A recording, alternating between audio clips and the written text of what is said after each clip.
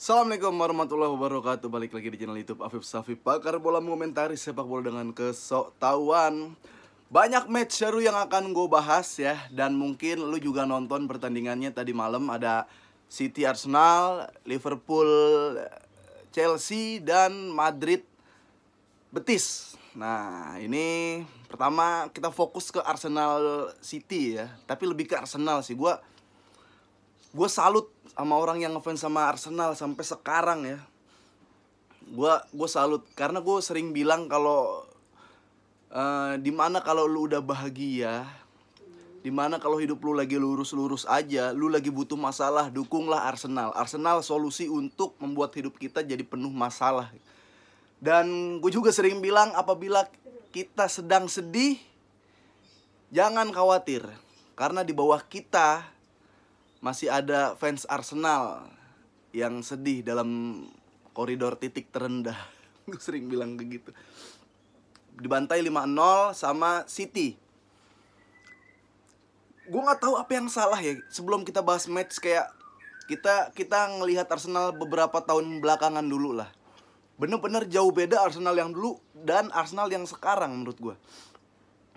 Mungkin Arsenal yang dulu ya, walaupun ya adalah prestasinya dan di saat udah nggak bisa berprestasi lagi, minimal ada pemain yang bisa dijual, ada pemain bagus yang nilai jualnya tinggi, sehingga kalau dibeli sama tim lain menguntungkan buat Arsenal, jadi omset yang bagus buat Arsenal. Nah, jadi dulu Arsenal walaupun nggak berprestasi, tapi setidaknya dia mencetak pemain bagus yang bisa dijual sehingga jadi omset. Ya jadi kita tahu kayak, oh yaudah Arsenal mungkin nggak ngejar juara, jadi bisnis gitu kan. Walaupun udah ada stigma itu buat Arsenal.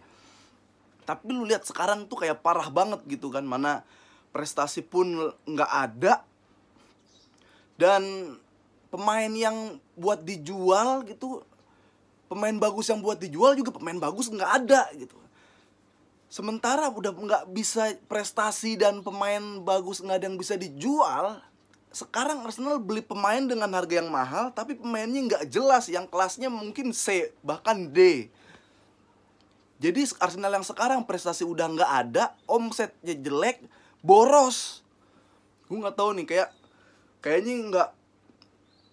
Kalau kita ngebahas Arsenal nggak cuma di permukaan doang yang kita lihat, kayak Arsenal mainnya kayak asal-asalan.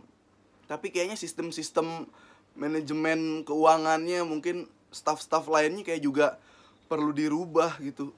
Udah parah stigma Arsenal dulu. Ya seenggaknya kalau nggak berprestasi, mencetak pemain yang menghasilkan omset. Sekarang udah prestasi nggak ada, omset juga nggak ada, tapi boros. Gue nggak ngerti nih, kayak mau dijadiin ini kali, apa ya, paguyuban London, paguyuban pecinta kaskus London kali Arsenal, ya ampun. Ini sebelum match ya. Ya udah, kayak gue nggak tahu apa yang terjadi sama Arsenal. Mungkin lu bisa jawab, fans Arsenal yang dari zaman Wenger, dari zaman Thierry Henry gitu kan. Salut sih gue kalau lu masih ngefans sama Arsenal. Berarti lu tipe cowok yang setia anjing. Mau pasangan lu lagi kayak gimana juga lu nggak bakal tinggalin. Gokil. Gue dari yang seneng kalau ngerosting Arsenal, dari yang bahagia sampai kesian beneran. Sekarang udah di taraf iba, kayak anjing beneran peringkat 20 coy. Lu dulu tuh Big Four lah minimal, tapi sekarang 20. Orang mah clean sheet buat nggak kebobolan, dia nge-clean sheet kegolan. Ya Allah, Arsenal ngapain nih Arsenal? Ya udah, mungkin udah banyak kreator atau pandit yang bahas match Arsenal. Gue cuma mau ambil dari angle oke, kalah gitu kan sama City. Gue yakin semua orang setuju Arsenal pasti kalah sama City. Cuman yang gak 5-0 gitu, itu ketara banget. Di lapangan gak ada visi misinya ya. Maksudnya gini, kaget lah memang, baru menit keberapa udah 2-0, kaget lah. Dan kita sekali lagi gue bilangin, kalah Arsenal lawan City, udah kalah dah. Tapi yang gak 5-0 juga gitu maksud gue.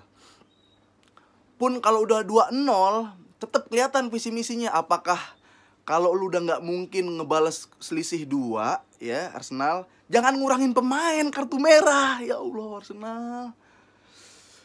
Kalau lu udah nggak bisa ngejar ketinggalan 2-0, ya udah lu bertahan biar kelihatan polanya nggak jelas, bener-bener kayak nyari keringet doang Arsenal. Gimana ya? Udah kalah 2-0 ya, kartu merah. Terus kayak nggak ada briefing apapun dari Artetanya juga, kayak udah lanjutin aja pertandingan. Maksud gua ya 2-0, gimana caranya? Nggak kelihatan tuh yang namanya gimana caranya bisa ngejar sama gimana caranya bertahan biar nggak kebobolan banyak. Nggak kelihatan, gila. Ya lu tim remeh, tim entah berantah pun tahu gitu caranya. Kalau misalkan ya udah, kalau udah kalah daripada nggak kalah banyak, mending nggak kalah banyak gitu. Jadi apa, bertahan. Arsenal ya Allah bertahan juga, ampun, sian gue beneran sama Arsenal ya. Iya, udah itu tadi gue bilang kalah tapi nggak sampai 5-0 lah harusnya. Lu nggak tahu, gue nggak tahu problem Arsenal apa ya, entah Arteta berapa persen pelatih berpengaruh, beberapa persen pemain berpengaruh, pemain yang boros, pembeliannya boros, dan gaji harganya nggak sesuai dengan kinerjanya banyak. Ya lu komen aja dah, apa salah Arsenal, mungkin karma apa yang akan yang dirasakan Arsenal gitu. Karena gue bahkan ngelihat kayak dengan situasi yang sekarang, pembelian pemain sekarang, pemain mudanya yang kayak sekarang, kayaknya bahkan 3-4 tahun ke depan tuh masih agak tetap susah gitu ngelihat saingannya lagi di puncak apa ya, puncak mateng-matengnya lah ibaratnya. Kalau lagi jadi atlet, musuh-musuhnya kayak gitu, kayak nggak ada persiapan nih Arsenal. Gue kesian banget Arsenal. City ya udahlah, nggak usah dibahas lah. City cuma ketikung Ronaldo, tapi ya gue juga nggak bisa bayangin Ronaldo main di City nggak cocok sama Pep. Jadi aneh ngelihatnya kalau nggak ke MU Ronaldo. Sekarang ke Liverpool dan Chelsea, ini banyak kontroversi ya, kayak lu bisa bacalah peraturan handsballnya si James. Ada yang bilang tangan nggak aktif, ya harusnya penalti aja, nggak usah kartu merah gitu kan. Wasit ketika ngelihat VAR juga ngelihatnya pas udah tangannya bergerak, nggak ngelihat proses dari awal ya. Itu macam-macam versi lah ya. Cuma gue ngelihat kayak seru gitu, kayak apa sih, bener-bener Liga Inggris lah, kita nonton Liga Inggris gitu kan. Dan enakan nonton Liga Inggris tuh jam tayangnya bersahabat, liganya juga kompetitif gitu kan. Tapi kalau kita balik lagi ke Chelsea Liverpool, Chelsea nih, kalau lu yang mau ngefans sama Chelsea sekarang deh, Chelsea nih kayak lagi di puncak apa ya istilahnya, baru selesai sabuk hitam istilahnya gitu, lagi kayak dan mungkin ngambil dan 1 dan 2. Chelsea tuh lagi kayak gitu ketemu Liverpool yang pernah jago waktu kemarin dan masih ada pemain-pemain bagus yang bisa merepotkan Chelsea. Tapi Chelsea itu tahu caranya gimana nyerang, gimana meredam gitu. Itu Chelsea tahu harus berbuat apa, nggak kayak Arsenal ketika udah dapat kartu merah dan tertinggal. Ya udah, gue yakin si Tuchel dia bilang, ya kita kalah pemain, mau nggak mau kita bertahan. Ya jangan sampai kebobolan, imbang aja udah bagus. Apalagi kita nyetak gol. Gue yakin dia ngomong gitu. Gue yakin ya karena yang kita lihat itu gitu. Ya karena apa? Udah langsung kita lihat ada kayak 8 orang turun ke belakang, 8 orang ngisi lini pertahanan. Karena kalau udah 8 lah ya, 8 orang ngisi di lini pertahanan dan rapi, berbarisnya rapi, nutup areanya rapi, peluang dan potensi untuk ditembus susah gitu kan. Peluang untuk ditembus susah kalau pemainnya bukan level-level dewa lah ya. Mau siapapun, nggak usah Chelsea, siapapun ya, tim yang kalau udah ada 8 orang, bahkan kayak Madrid lawan Betis pun 10 orang gue pernah hitung ada di belakang.